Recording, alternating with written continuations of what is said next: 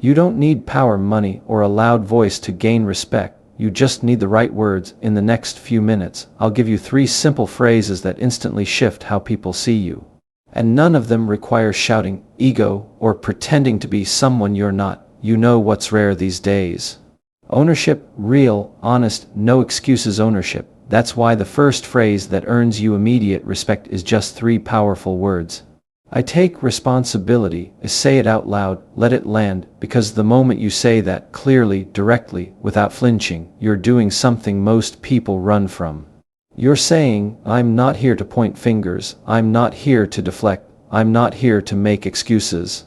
I'm here to own it, and people feel that. Let me tell you what happens when you take responsibility.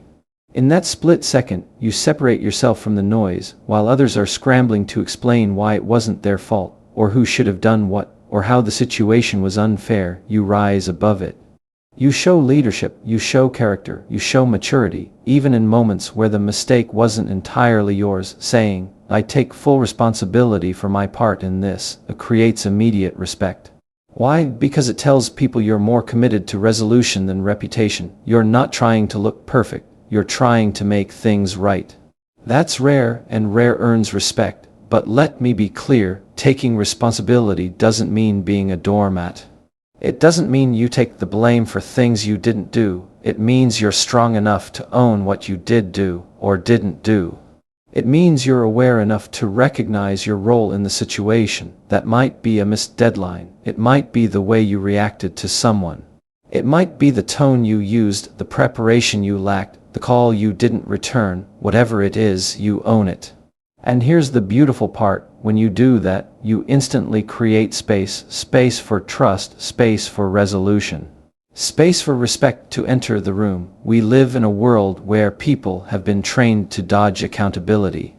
Everything is someone else's fault. It's the algorithm, it's the boss, it's the system, it's the timing, it's not what I meant. It's you misunderstood. But when you say, that one's on me, or I could have done better, or I didn't follow through like I said I would, you stand out. You create gravity. You take control of the situation without needing to control the people in it. Think about a time you heard someone you admire say, that was my mistake. Did you lose respect for them? Probably not. In fact, your respect likely grew. You probably thought, wow. That takes guts. That's because confidence isn't just about having all the answers. It's about having the courage to admit when you've messed up and still showing up anyway. Let me give you a quick example. Imagine someone on your team misses a key deadline. It throws off the project. Everyone's frustrated. The easy route is to blame them if they'd just done their job. But what happens if you say, you know what? I didn't follow up when I should have. I assumed everything was on track. That's on me. You shift the whole energy. Now instead of defensiveness, you get solutions. Instead of tension, you get cooperation. People start thinking, if they can admit their fault, I can too. That one move of ownership elevates the entire team dynamic. It's leadership in its purest form. Now, let's flip the script. What if you made a mistake, and instead of owning it, you try to justify it, you try to talk your way out of it? You defend yourself, twist the facts a little to make yourself look better. Maybe in the moment, you save face. But long term, you lose trust. People remember. They might not call you out, but inside they think. If they can't admit that, what else are they hiding? That's the silent cost of avoiding responsibility. It chips away at respect, slowly, quietly, but surely. So when you say, I take full responsibility, you're not just using a phrase. You're making a declaration. You're saying, I'm not here to hide behind image. I'm here to lead with integrity. People follow that, they remember that, they respect that. And what's even more powerful, when you take ownership before anyone else even asks you to. That's when respect isn't just given, it's earned instantly, because respect doesn't wait for perfection, it responds to honesty. So the next time something goes sideways, big or small, pause for a moment, take a breath, and instead of reaching for the nearest excuse, say the thing that few are bold enough to say. I take full responsibility. You ever notice how quickly conversations turn into battles? 1 minute you're talking, the next minute it feels like a courtroom, people trying to defend, argue, and win. And in those moments, respect doesn't grow, it disappears. That's why one of the most powerful things you can say, the kind of thing that shifts a room instantly, is just this. Help me understand your perspective. Now, I know that might not sound like a mic drop moment at first. But let me tell you something, the real power in communication isn't always found in how well you speak, it's in how well you listen. When you say, help me understand your perspective, you're not giving up your point of view, you're not surrendering your position. You're simply opening the door, you're signaling, I see you, I want to know where you're coming from. And I care enough to ask before I assume. That's rare, and that's where respect begins. Most people are so busy waiting for their turn to talk, they never really hear the other person. They hear just enough to build a defense, to craft a comeback, to sound smart, but respect doesn't live in that space. Respect lives in curiosity, it lives in humility. See, when you lead with curiosity instead of ego, people lower their guard. They stop bracing for judgment and start leaning in. Why? Because suddenly it's not a fight, it's not about who's right. It's about being understood, and that changes everything. Let me give you an example. Imagine someone's upset with you.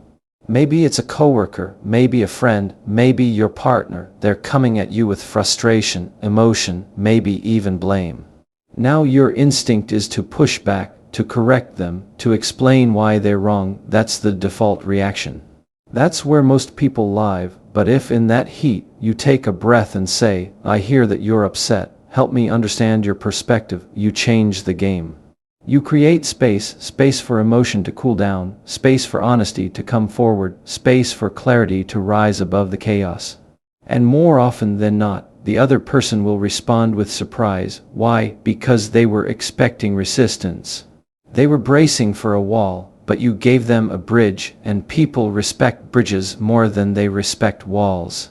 Now let's be real, this phrase takes courage, especially when you feel misunderstood, especially when you're convinced you're right. But remember this, being right isn't the same as being respected. You can win the argument and still lose the connection. You can prove your point and still damage the relationship. But when you choose to understand first, when you say help me understand, you create an opportunity to both be heard and be respected.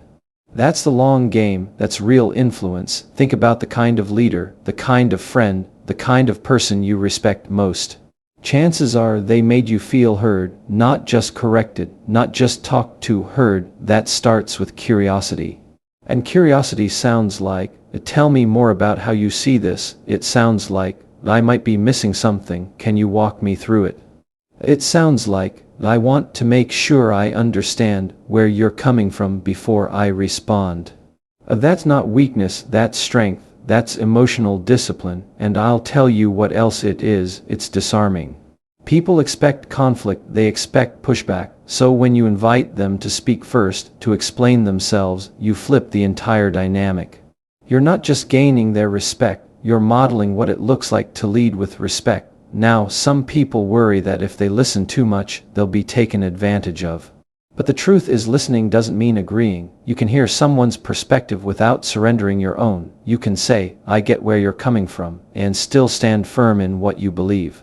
The difference is, now you've earned the right to speak into the situation, because you took the time to listen to it. And let's not ignore how powerful this is in today's world, a world where outrage moves faster than understanding, where reacting is rewarded more than reflecting. So when you slow things down and say, help me understand your perspective, you become the calm in the chaos. You become the one people feel safe with, the one people want to follow. Respect isn't just about being impressive, it's about being intentional.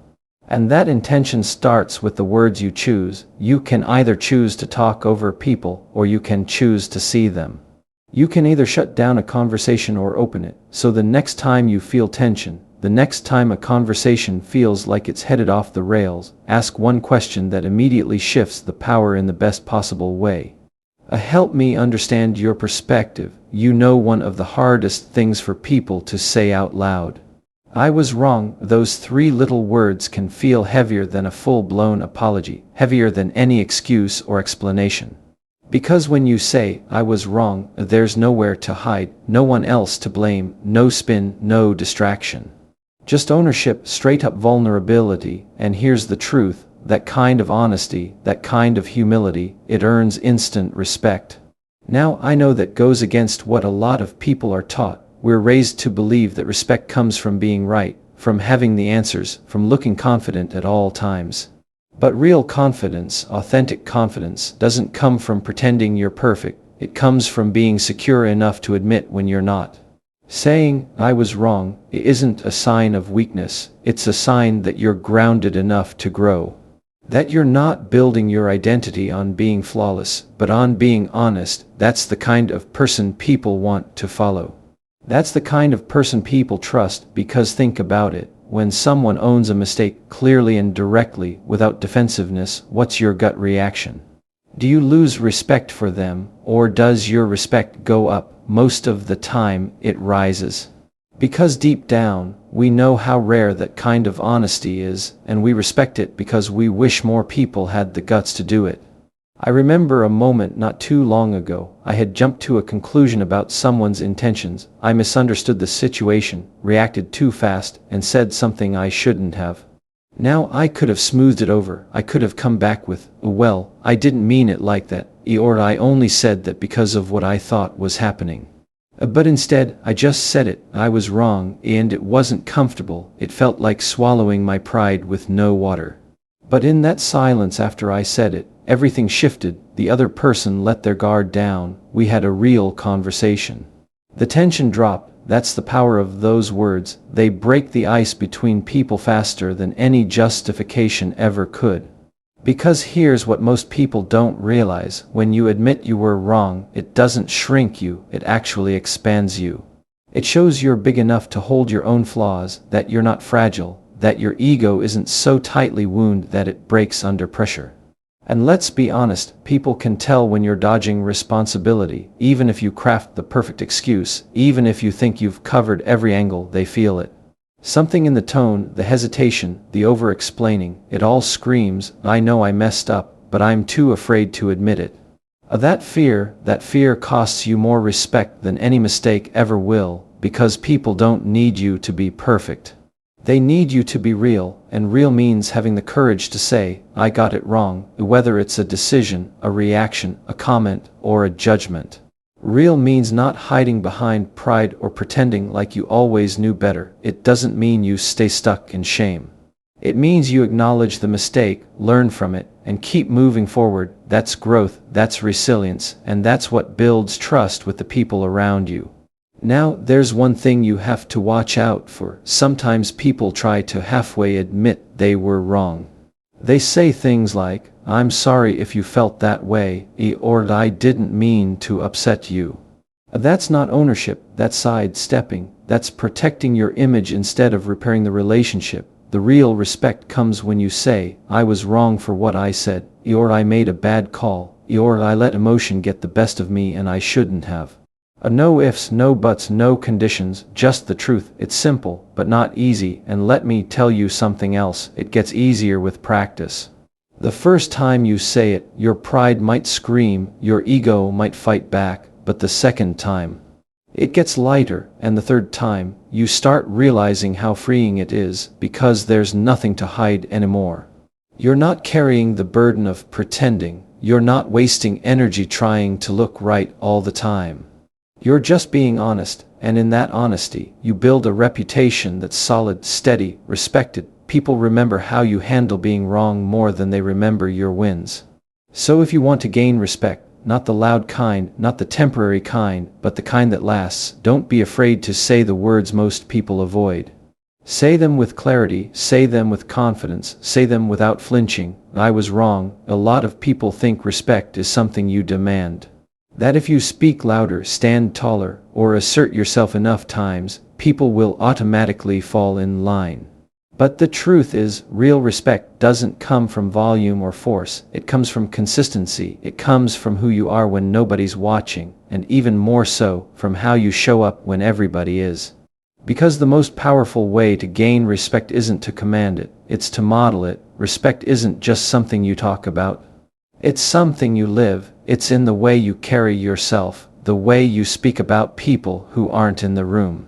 The way you handle pressure, handle criticism, handle success. It's easy to say all the right things when everything's going your way. But the people around you are watching how you act when things aren't smooth. That's where your true level of respect is built or broken. You can say all three of the phrases we've already talked about. I take responsibility. It helped me understand your perspective, and I was wrong. But if you say them without meaning them, without living them, people will see right through it. Words can start the conversation, but behavior seals it, because respect is felt, it's experienced, it's earned over time, and often in silence.